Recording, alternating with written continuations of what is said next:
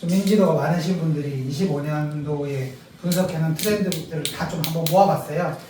외식업 쪽, 배민은 아무래도 외식업 쪽의 트렌드를 메인으로 가지고 오니까요. 2024년도 이제 올해가 25년이니까 이제 작년 한 해를 기준으로 해서 나온 빅데이터를 가지고 25년 트렌드를 분석을 한 내용을 가지고 왔거든요. 그래서 이제 이 내용을 한번 보면은 23년부터 조금씩 떠오르다가 24년도에 이제 제일 주문수 상위를 차지한 게 크게 3개의 이런 메뉴가 있습니다. 첫 번째가 요아정 아시죠? 요거트 아이스크림. 그래서 요아정이 되게 좀 이렇게 비싼 금액에 팔린 거 아시죠? 엑시트 되고 한 거 아시죠? 그래서 그만큼 또 가능성도 있고 한데 요아정 드셔보신 분 혹시? 요아정 어떠셨어요? 저는 사실 벤치마킹을 해서 또 팔고도 있어요. 술집으로 하는데 반응이 괜찮더라고요. 매장은 뭐 하시죠? 건대에서 신선술집 도원이라고 한식주점을 운영하고 있습니다. 그러면은 돈 많이 되실 것 같네요. 네. 이게 비슷하게 팔고 계세요, 그럼? 네. 그러니까 메뉴로 아니면 뭐 메뉴로 팔고 있습니다. 메뉴로. 네. 저희는 이제 이름을 똑같이 하지는 않고 네. 벌집 요거트 아이스크림 해가지고 아니 뭐 사실 요거트 아이스크림이라는 것 자체가 사실 이게 그 브랜드 자체로는 될 수 없으니까 쓰기는 되게 좀 반응은 어때요? 괜찮아요? 아무래도 트렌드가 좋다 보니까 네. 많이 나갑니다. 네. 제가 좀 약간 하고 싶었던 게 이런 얘기였던 것 같아요. 이게 특히나 술집이나 한식주점이나 이런 데는 그 메인 요리도 있지만 요리가 좀 다양하고 트렌드하게 풀어야 아무래도 좀 구매가 잘 일어나고 그런 게 있다 보니까 그러면은 이게 매출, 그러니까 주문 건수는 많아요? 그래서 디저트류가 저희가 좀 많긴 한데 네.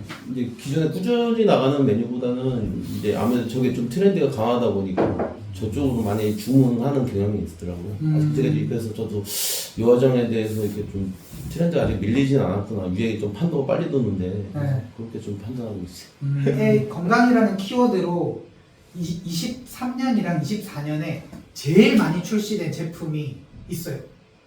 식료품, 외식업, 카페, 모든 거에 이거만 들어가면은 그냥 트렌디하다. 야, 이게 이렇게도 나와 하는 단어가 하나가 있어요. 뭘 것 같아요? 뒤 아실 것 같은데. 건강 중요한 웰빙이요? 웰빙, 비슷해요. 그게 좀 더 최근에 트렌디하게 이제는 개나 소나 이거야? 제로. 맞아요. 네. 딱 얘기하니까 바로 느낌 오죠.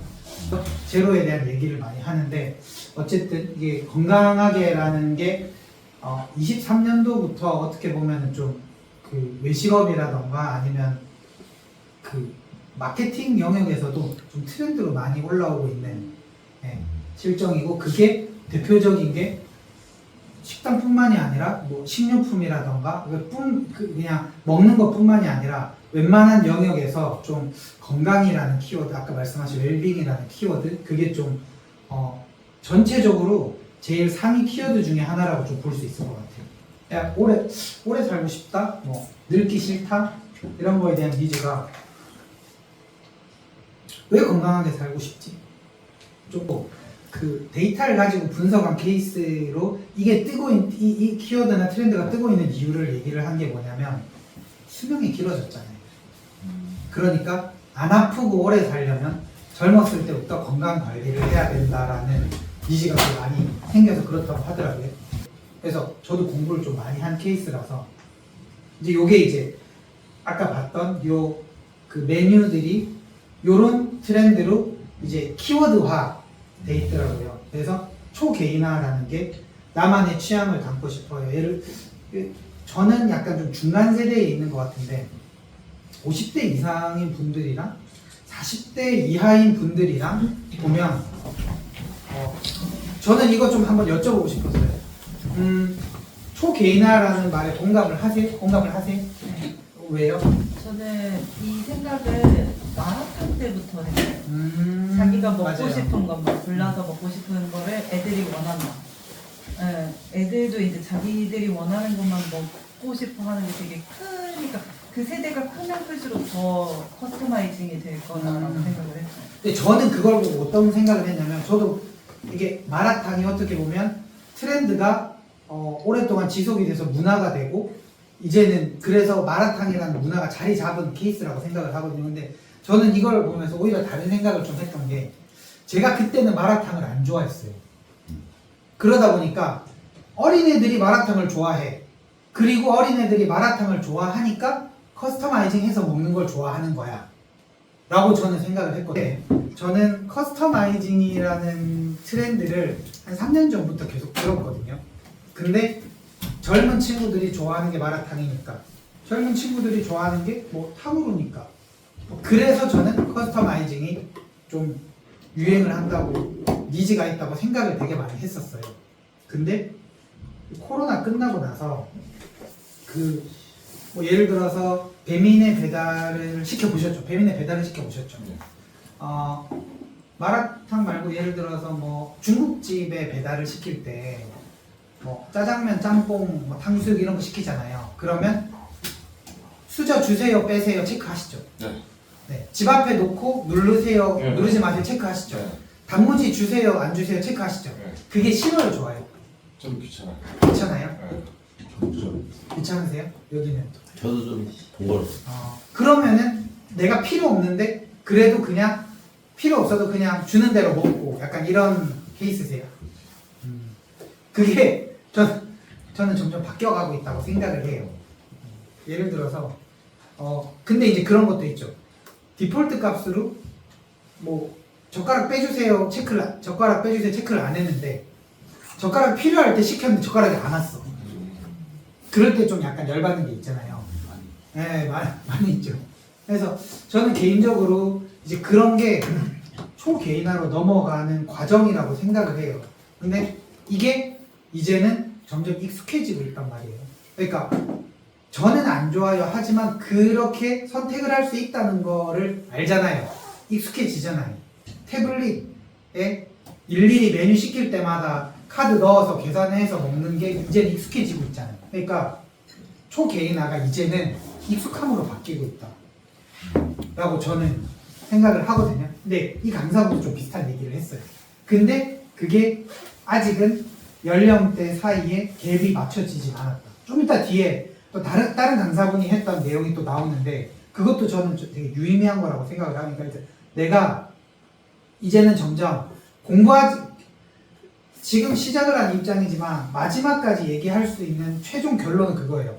이제는 내가 공부하지 않으면 안 돼. 왜냐면 내 취향이나 성향도 점점점 디테일해져요. 내가 나이가 들더라도. 그래서 이런 키워드가 앞으로는 저는 개인적으로 점점 더 세그멘테이션이라고 하죠. 디테일하게 나눠질 것이다. 그리고 조성 노화가 제가 아까 얘기했던 더 건강하게 있게 조성 노화. 근데 이걸 좀 더 장기적으로 생각을 하면 인간의 수명이 너무 늘어났으니까 솔직히 저희 할머니가 90에 돌아가셨거든요. 근데 10년 전에 돌아가셨어요. 근데 그때만 해도 90에 돌아가시면 진짜 장수하신 거예요. 근데 10년이 지난 지금은 90에 돌아가신 거는 그냥 장수라기보다는 그냥 제 수명에 돌아가셨다고 아닌가? 어떻게 생각하세요? 뭐 어쨌든 네 그렇게 사람마다 다르긴 하겠지만 그렇게 생각을 해서 수명이 늘어나면서 건강에 대한 니즈가 많이 올라갔다 이렇게 보면 될 것 같고요. 그러니까 제가 2020년에 그 카페를 운영을 하고 2년 반 하다가 이제 양도를 하고 이제 뺐는데 2020년에 코로나 시작할 때였어요. 그때 배달을 배민 기사가 그러니까 그 배민 매니저가 와서 카페도 배달해야 될 때다. 빨리 입점하셔라. 수수료 싸게 해주겠다. 이렇게 거의 한 일주일에 한 번씩 찾아왔어요. 근데 저는 정신 나간 소리 하지 말라고. 야 누가 커피를 배달시켜 먹냐. 근데 그게 2025년이긴 하지만 횟수로 4년밖에 안 지났어요. 근데 지금은 배민에서 제일 상위에 차지하는 게 카페예요. 그리고 재주문이 가장 많은 게 카페예요. 그러니까 4년 전만 하더라도 사람들의 배달 패턴이나 외식업 패턴이 이제는 완전 바뀐 거예요. 어떻게 보면. 그래서 보면 물론 배민 외식업 컨퍼런스에서 얘기를 하는 거니까 카페 디저트나 재주문율이 많은 게 창업에 유리하다고 얘기는 하죠. 근데 어쨌든 여기서 이제 하고 싶은 그 재주문하고 싶은 메뉴에 대한 얘기는 한 달 내에 고객의 재주문율은 카테고리 특성마다 달라요 하면서 여기서 보여주는 수치가 피자, 족발, 보쌈은 대한민국의 전통 배달 강호예요. 근데 이거는 낮아요. 근데 백반이나 죽이나 국수, 한식이나 카페 디저트는 높아요. 라는 거를 사람들한테 좀 더 자기가 배민에서 가진 데이터를 가지고 강요는 아니지만 강조를 하고 싶었던 게 되게 큰 것 같아요. 고깃집도 배달을 하기 시작한 게 2021년 2년 정도에 배달을 하기 시작했고, 그러면서 카페도 배달을 하기 시작하고 하면서 배달 쪽의 니즈가 엄청 많아지면서 전통 강호가 재주문율이 떨어지고 새로 올라온 카테고리가 재주문율이 올라오게 됐다라는 것을 여기서는 보여주고 싶은 거고요. 1인 가구 수가 증가를 하면서 총 가구 수도 계속 증가를 하는데, 이게 총 가구 수가 증가를 한다고 앞으로 20년까지는 총 가구 수가 증가를 한대요, 데이터상. 근데 여기에 속지 마라. 왜냐? 1인 가구 수가 많기 때문에 그렇다. 특히나 경기도 지역이나 수도권이나 아니면 광역시급 이상은 앞으로 점점 그런 추세가 올라갈 거다. 근데 1인 가구 수가 증가를 하니까 거기에 대비를 해야 된다 라는 얘기를 좀 하는 거고요. 아까 초개인화에 대한 것들을 좀 디테일하게 이렇게 풀어냈어요. 그래서 1인 가구가 증가하니까 내가 시켜 먹는 거잖아요. 그래서 나라는 사람에 집중을 하고 내가 원하는 게 뭔지, 내가 진짜 원하는 게 뭔지 나도 잘 모른대요. 그래서 나를 찾아가는 과정이 되게 중요하대요. 그래서 나에게 집중하고 내가 원하는 게 뭔지를 찾는데, 그거는 외식업뿐만이 아니라 이런 산업 전반에도 그런 니즈가 많아진다. 그래서 내가 원하는 취향, 그 다음에 평균 옵션 메뉴 수가 29개예요. 저는 깜짝 놀랐어요. 근데 마라탕 집에 있는 고르는 토핑이 평균 몇 개인지 아세요? 이게 한 19개 정도 돼요. 그러니까 그런 거 보면은 그런 거 같기도 하고. 그러면은 그게 사람들의 니즈가 있다. 그럼 어떤 사람들의 니즈가 있냐? 연령대, 성별, 어떤 성향을 가진 사람들, 이제는 내가 그걸 좀 알아야 돼. 적어도 자영업을 할 거면, 식당을 할 거면, 내 개인 가게를 할 거면 고객들의 성향이 결국에는 이런 트렌드가 성향으로 되는 거, 바뀌는 거라고 생각을 하시면 될 것 같아요. 이제 도파민부터 양까지 해서 옵션에 점점 한계가 없어진다. 소스와 향신료, 예를 들어서 한 5년 전까지만 해도 옛날 통닭집에서 소스 한두 개는 그냥 서비스로 줬거든요. 근데 지금은 돈 다 받아요. 근데 왜 돈을 다 받는지 아세요? 왜 다 받을까요? 원재료가 비싸죠. 원재료가 비싸지는 것도 있고, 이게 원하지 않는 사람들이 점점 늘어나는 거예요. 그러니까 그러면서 소스의 종류가 많아지는 거예요. 그래서 옛날 통닭 같은 경우는 사실 좀 연령대가 있는 사람들이 좀 좋아하는 메뉴거든요, 보통 일반적으로. 근데도 소스가 이제 서비스로 안 오는 데가 거의 대부분이라고 보면 될 것 같아요. 그리고 맛의 강도, 마라탕 1단계, 2단계, 3단계, 4단계, 5단계 이런 것도 많이 생기고, 짬뽕도 뭐 맵기 종류 이런 거 많이 생기고, 그 다음에 다양한 상황 속에서 주문할 수 있는 어떤 게 있을까요? 예를 들어서 한강공원에서 주문을 해요. 그러면 내가 깔 수 있는 요거도 선택지에 넣을 수 있는 거고, 그죠?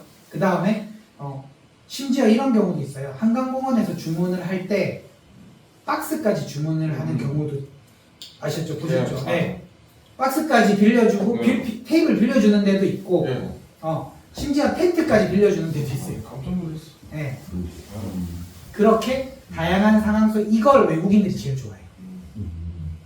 심지어 외국인들이 한국에 와서 체험하는 관광 상품 중에 이게 있어요. 근데 외국인들이 제일 좋아하는 상품 중에 이게 하나가 있는 거예요. 그러면은 외국인들 입장에서는, 그러니까 예를 들어 보죠.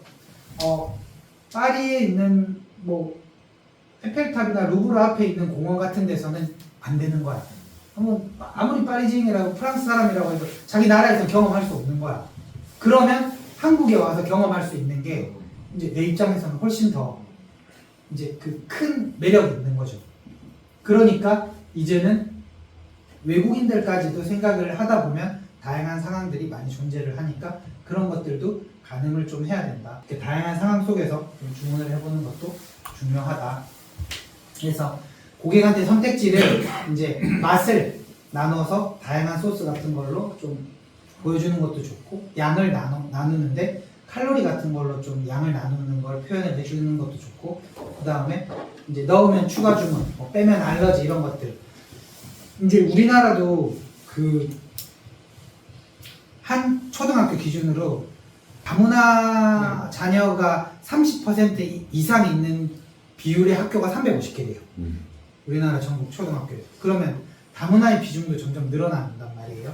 그러면은 할랄이라던가 할랄 푸드라던가 아니면 베지테리언이라던가, 저는 이게 이런 것들이 유럽에 가서 보면서 너무 좀 대중화돼 있는 거예요.